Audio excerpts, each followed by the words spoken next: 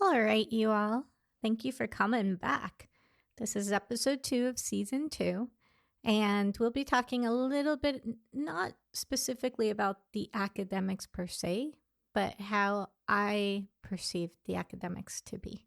I'm Leah Batlle-Rafferty, and this is Memoirs of a Neurodivergent Latina.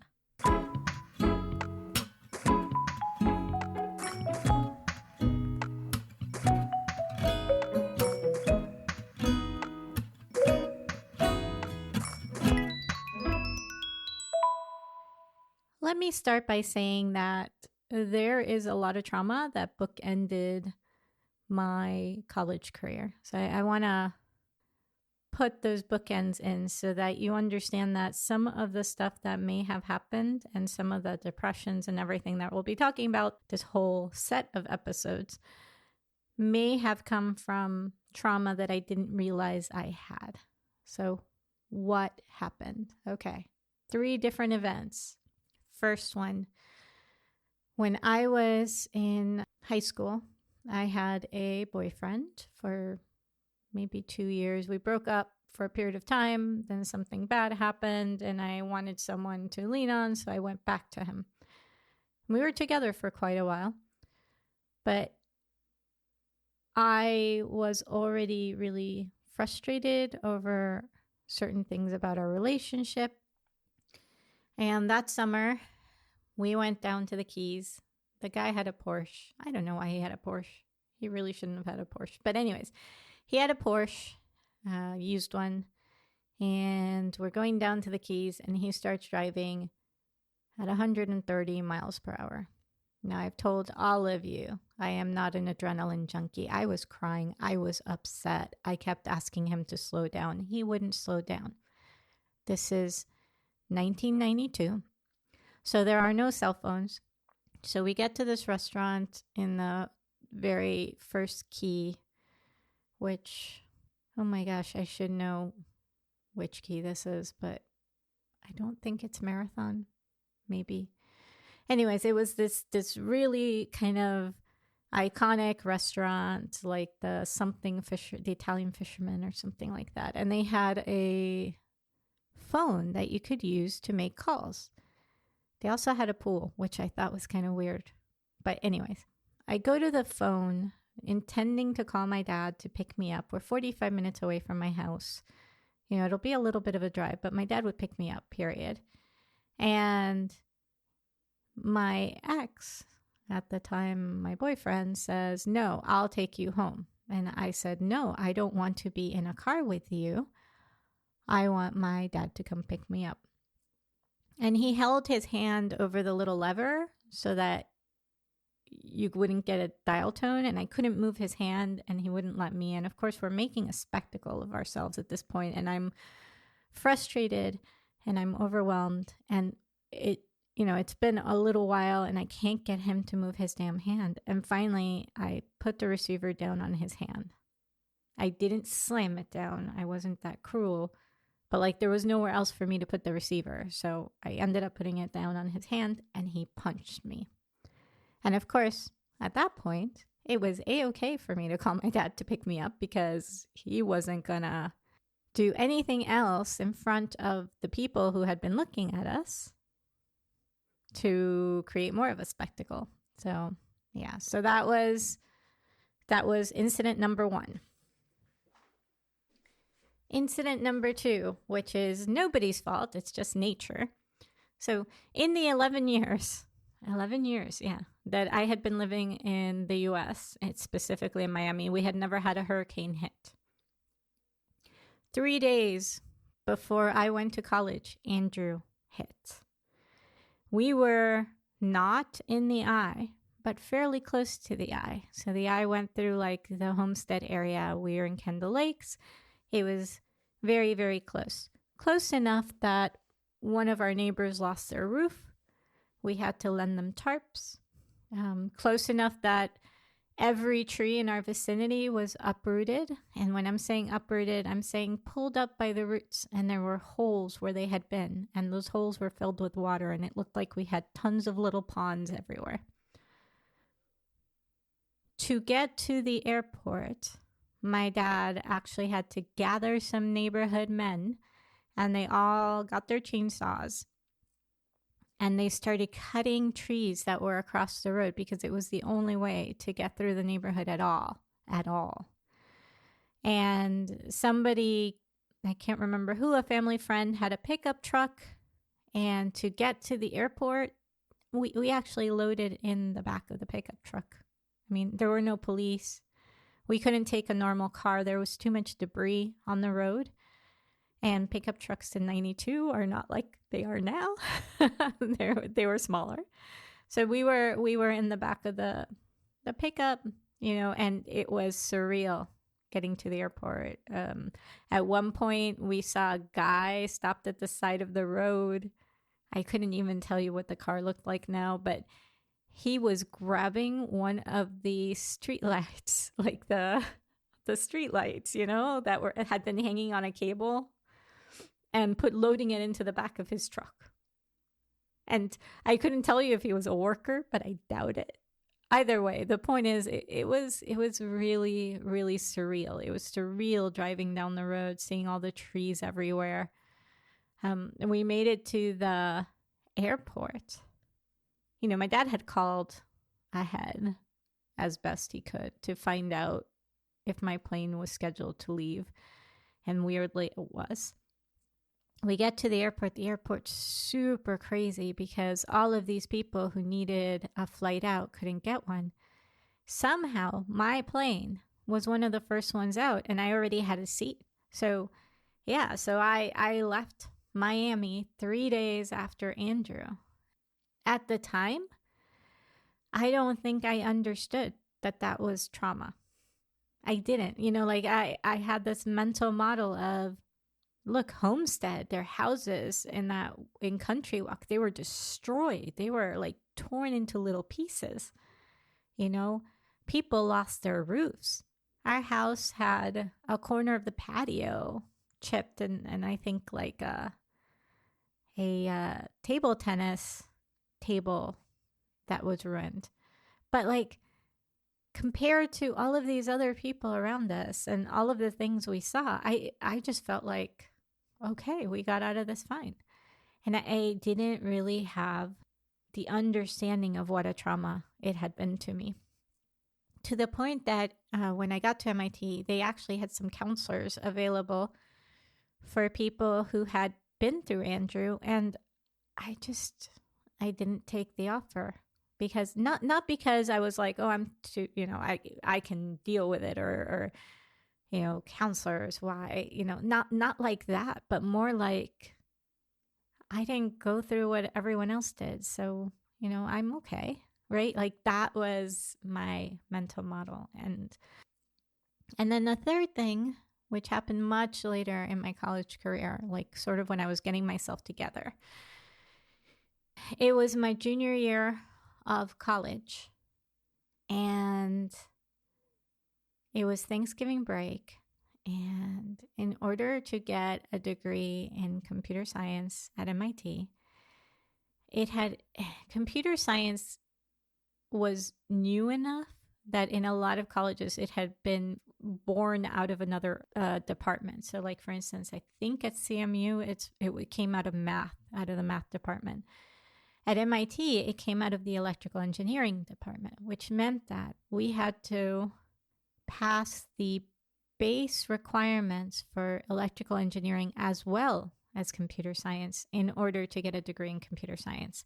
And I was bombing the second requirement for electrical engineering. I could not get my head around, for those of you who know, Fourier space and like all of this stuff. Like I could not. It totally didn't make sense to me. But my dad was an electrical engineer, so I figured I could go home over Thanksgiving. I wasn't going to drop the class. I could go home over Thanksgiving, get him to really talk me through it, spend Saturday and Sunday like really just heads down with him, and probably I could pass the course even if I didn't pass it with the greatest grades. So that was my plan.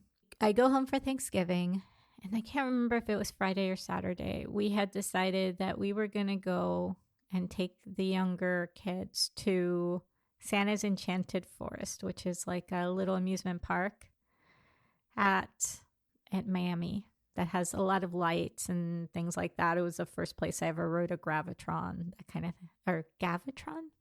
No, Gravitron, right? Gravitron. Anyways, I love that ride. We were in a minivan. It was my mom, one of my aunts in the front. I can't remember if it was two aunts. I really can't. I can't remember if one was sitting on the bench seat with me. There was me. There was my sister. My brother wasn't there. There was my little baby cousin and another cousin who was a baby. And there was a friend of the family who we had just picked up. She was about my sister's age. And we were heading down the road. We were hit by a drunk driver who had run a stop sign, who hit the back wheel of our car, broke the axle with how hard he hit it, and our car flipped over, and we were all upside down. And I will talk about this accident in detail at another time because But the point is, you can imagine that was very traumatic. I was bruised all over. I was foggy as hell. And when I went back to MIT, I went to talk to my advisor, my advisor in my discipline, not my advisor in general, and talked to him about what had happened. And he allowed me to drop that course, which meant that I did not get a computer science degree from MIT, for anyone who was wondering, because I couldn't pass that one course. I had almost everything else done. All right.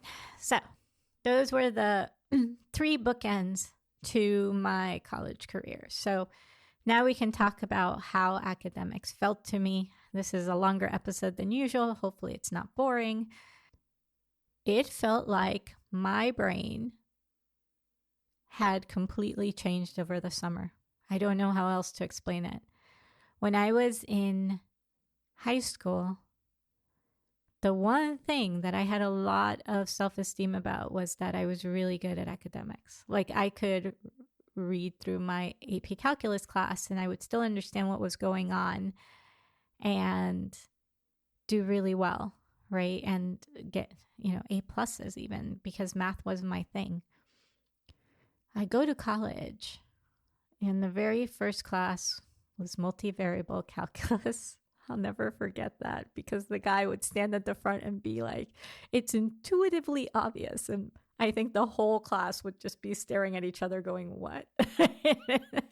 But anyways, the classes were huge, obviously. There were hundreds of people in this big auditorium, and he was at the bottom and he was lecturing. He wrote the book. The book was actually big printout that he created of all these notes and everything. And so what ended up happening is I didn't get the way he explained things. And I couldn't look at the book because the book was written by him, which meant it was the exact same way. And I didn't have a lot of understanding of recourses that you had. Like, it felt like, well, he wrote the book, he's giving the lecture, where am I supposed to get a different point of view on how to understand this? I don't think I understood how TAs worked very well. But even if I did, there were hundreds of students, all of them trying to get office hours and things. I just felt dumb.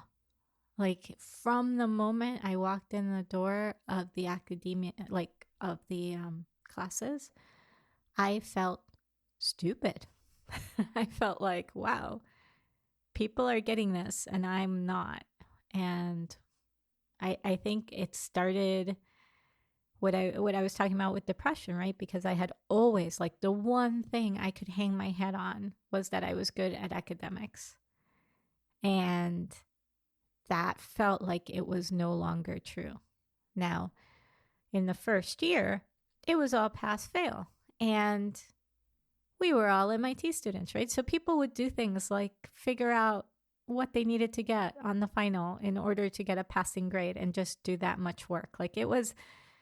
There was a lot of that kind of thing going on. So I passed the first year, diffie Qs and multivariable calculus, but I can't tell you that I learned. And I think that's the part that bothers me, is I felt like my brain just wasn't absorbing. Nowadays, I wonder if it's a combination of that trauma plus the whole autism thing. And like, even though I was excited to go, I was in a new place. I was dealing with a lot of change. I was turtling.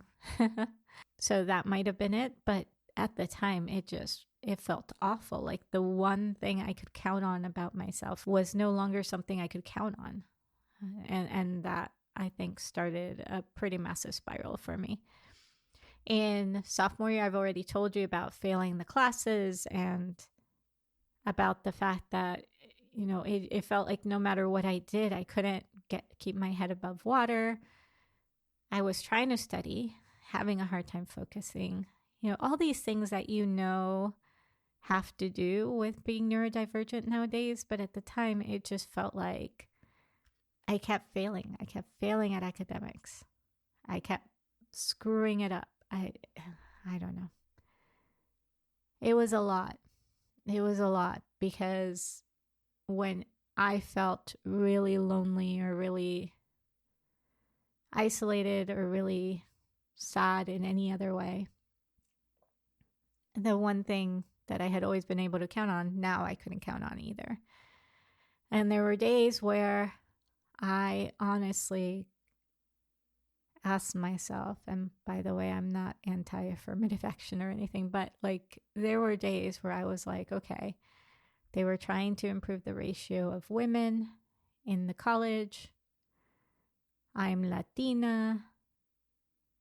I'm whatever. Like, it's clearly, I was just here to fill a quota. I mean, I was just that upset and that down on myself that I just couldn't even conceive of me having gotten there truly on my own merits. I mean, I did. I know I did. But I was so upset and depressed about the academics. The academics were hard. It was hard. And at the time, the college was it felt like it was very sink or swim. Like, it felt like you didn't have a lot of collaborative, supportive systems in place. I've heard that they do now. Other colleges put a lot of stock in that. And, maybe if I had known, if I had had more money to like really research colleges the way I would have liked, maybe I wouldn't have ended up where I did. But yeah, it felt very cutthroat. It felt very every man for himself.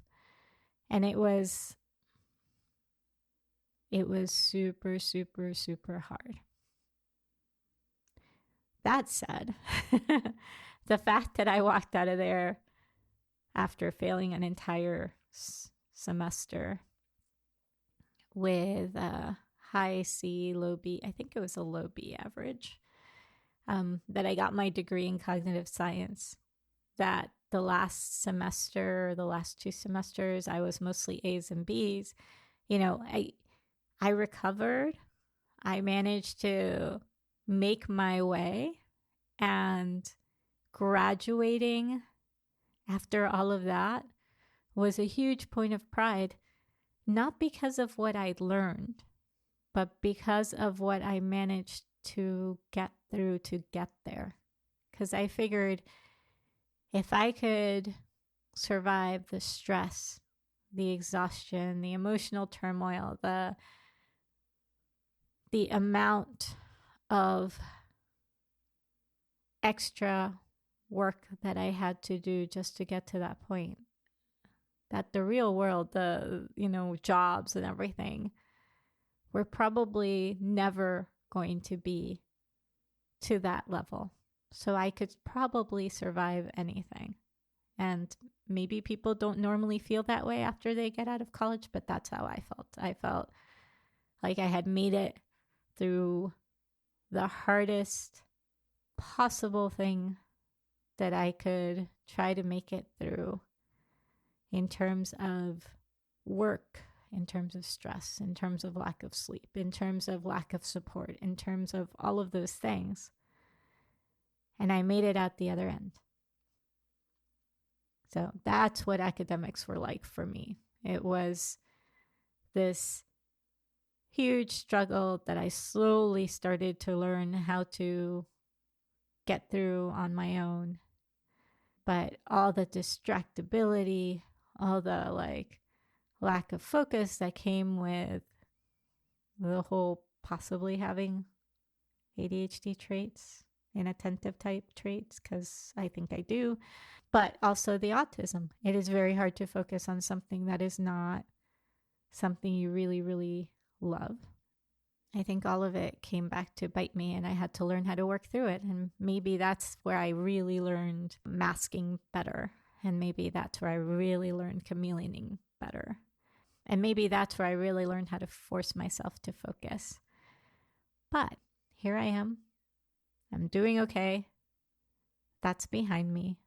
But yes, college was hard. Thank you for tuning in to Memoirs of a Neurodivergent Latina. This podcast was written, edited, and produced by me, Leah Batlle-Rafferty. All music is by Carlos Neda. To send us an email, feel free to send to moanl@labradsolutions.com. That's MOANL@labradsolutions.com. And our website is www.moanl.com. And this podcast is part of Labrat Solutions, Inc.